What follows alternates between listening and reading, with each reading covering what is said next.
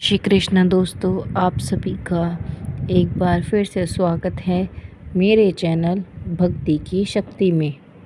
आज हम देवउठनी एकादशी व्रत कथा के बारे में जानते हैं।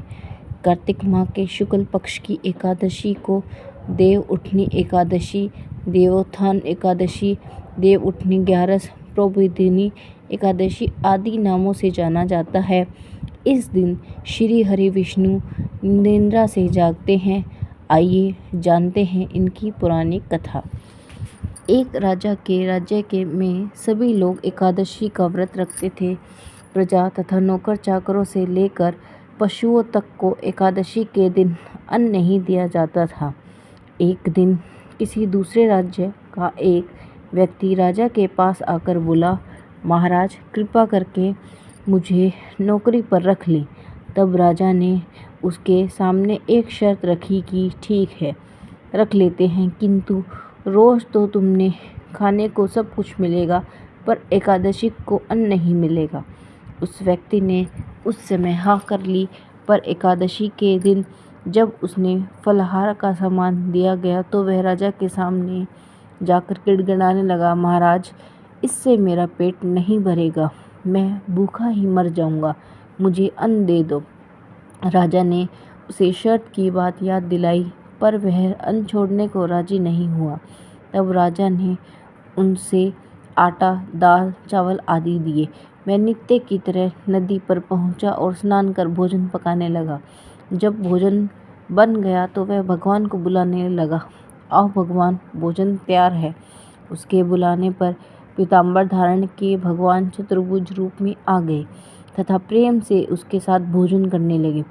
भोजन आदि करके भगवान अंतर्ध्यान हो गए और वह अपने काम पर चला गया।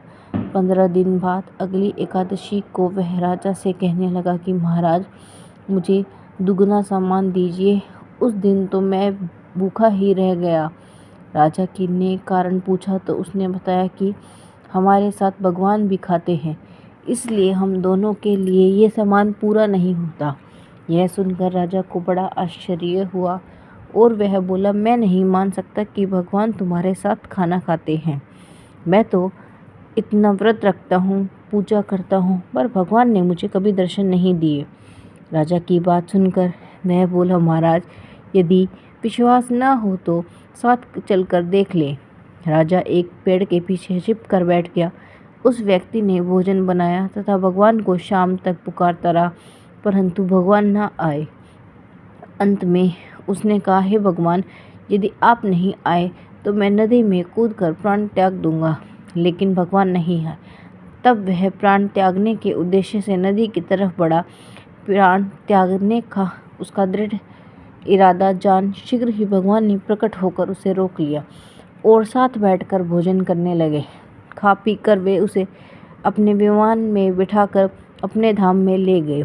यह देख राजा ने सोचा कि व्रत उपवास से तो तब तक कोई फायदा नहीं होता जब तक मन शुद्ध न हो।